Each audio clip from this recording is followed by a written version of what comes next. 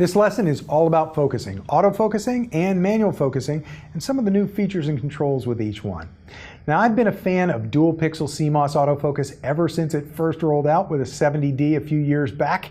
It keeps improving, and now the dual pixel autofocus area covers 88% of the width of your image area, and get this, 100% of the height. So you have autofocus points all over the place. That's serious coverage. And now, with the electronic viewfinder or the LCD, low light focusing is especially effective. It's way easier to low light focus than with an optical viewfinder. Let's start with autofocus operation. Now, I did talk a little bit about it earlier. The operation gives you two choices. One is a single focus, and it just kind of focuses on the thing and then you take the shot. And then the other is servo, and that's where it's going to try and stick with a moving subject and move the focus dynamically. And a reminder about how to get there is to press the multifunction button up here by the shutter button, and then you scroll with the quick control dial, that's the thing around the mode button, in order to select one shot or servo. Now, your current setting is going to be displayed, and then whenever that setting is displayed, whether it says one shot or servo, that's when you move the main dial to switch back and forth between the two. And again, you can use the touch screen and touch the screen and make the changes on the LCD. Now, autofocus method refers to the size of the autofocus point or points in the area where your focusing is going to be taking place. So one of the options is face focus with tracking. That has some smart behavior built in because it recognizes faces and it focuses on those. Now you can get to all of the autofocus operations and the methods in the first autofocus menu.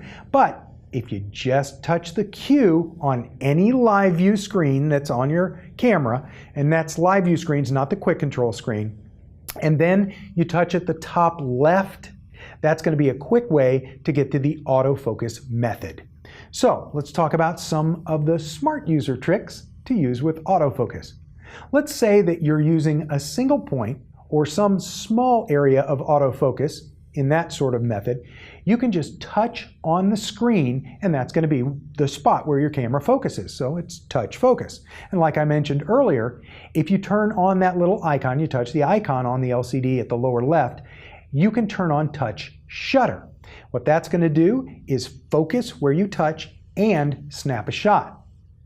Now, here's another quick tip. There's a way for your camera to not only focus on faces, but when it sees a face, it can focus specifically on the closest eye. Now, this is going to be awesome for accurate focus.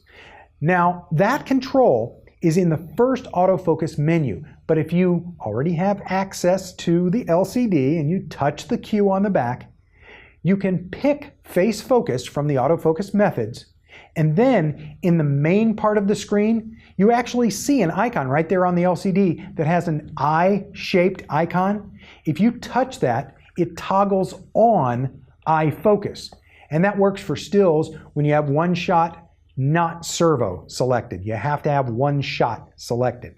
Here's another advanced tip. Let's say that you're using single point autofocus and you want to zoom in digitally to check the fine focus. You need to press the point selection button. That's here on the back. It's right below the star button, and it looks like it has a little grid on it. And by the way, you can, when you push that button, you can use the cross keys to move your focus point. And you want to do that like when it's up to your eye and the EVF, because it's usually quicker just to touch focus. But if you're using the EVF and you want to move the point around like you're used to with other Canon cameras, that's how you do it. You push that point selection button and then you use the cross keys, up, down, left, and right. So back to the magnify thing we were talking about. Right after pressing the point selection button, you want to press info, either on the screen or the button itself. And it's going to zoom in 5 times and then zoom in 10 times and then go back to normal. So info, info, info is going to go 5 times, 10 times, and then back to normal. And that way you can really check your focus close up. And talk about a hidden function. Press the point selection button, then press the multifunction button up here by the shutter, and now you can press the info button to make your focus point smaller. So you can actually really hone in on that focus point. And here's an important tip. Look at the hints on the LCD when you press any button really, but when you press the point selection button. It's going to actually tell you what pressing other buttons will do. Canon is really good about that. So look for those hints on the rear LCD.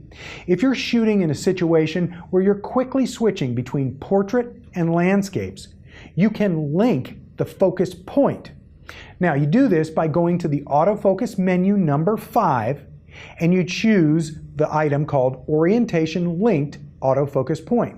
And that way it's going to move the autofocus point when you flip the camera's orientation from landscape to portrait. The last specific autofocus thing that I want to tell you about is something called touch and drag. This is really cool. Basically, when the camera is to your eye and you're looking through the electronic viewfinder, you can touch a part of the LCD with your thumb and move it around to move around the focus point that way. Now, just a minute ago, I told you you can touch here and then touch your quick control buttons.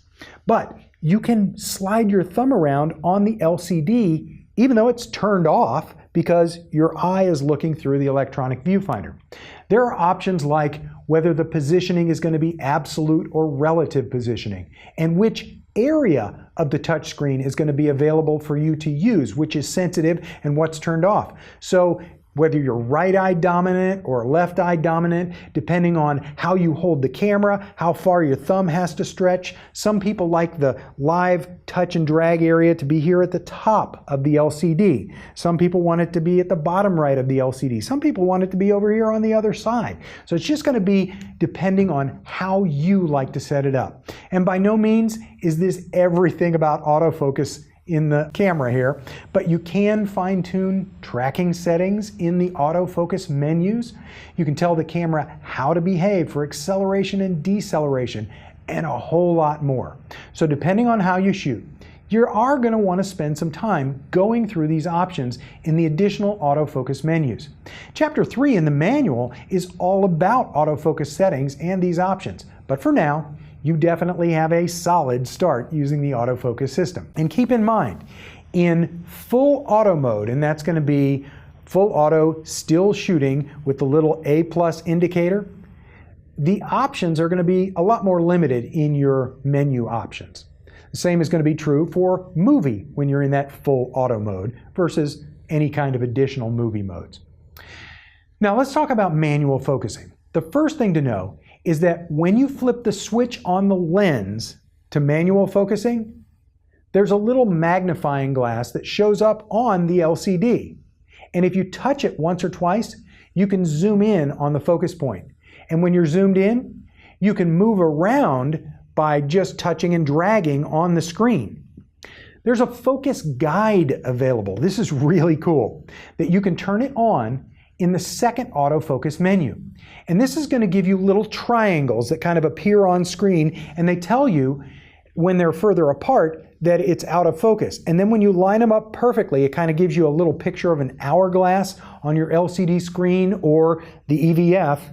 And when they're lined up like that, like an hourglass, you've got perfect focus wherever your focus point is. It also turns green. In that same number 2 menu is focus peaking. This is really cool. Focus peaking actually gives you a highlight around, or like a little edge around whatever is in focus in manual focus mode. It shows up on the EVF, it shows up on the LCD, and it can be any color. So if you have a problem with the default, which is red, you can change it to some other color. And you can decide if it's going to be really sensitive, if it's going to be really wide. Lots of focus peaking capabilities. Now let's talk about movie mode autofocus. If your camera is in one of the movie shooting modes, press the menu button in order to go to the first autofocus setting screen.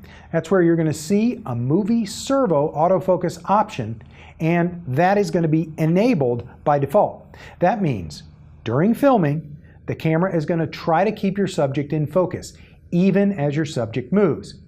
If you want to pause the movie servo for a little while during filming, you just touch the icon on the rear LCD at the lower left, where it actually says in that little icon, Servo AF. And it's going to tell you right there on screen, it's going to confirm for you that the Servo AF is paused. And then when you touch it again, that starts it back. Again, there's a lot more to the focusing controls than we can cover here, but right now, you know more than most shooters out there. And if you want to dig deeper into adjusting movie servo tracking sensitivity or change the speed of refocusing during filming so that you can rack focus by touching in one spot and then touching somewhere else on screen and have it go really quick or have it go really slow for an artistic effect, you have those options too. And you can poke around for additional autofocus settings in the menus and flip to Chapter 3 in the manual so that you can experiment a little bit on your own.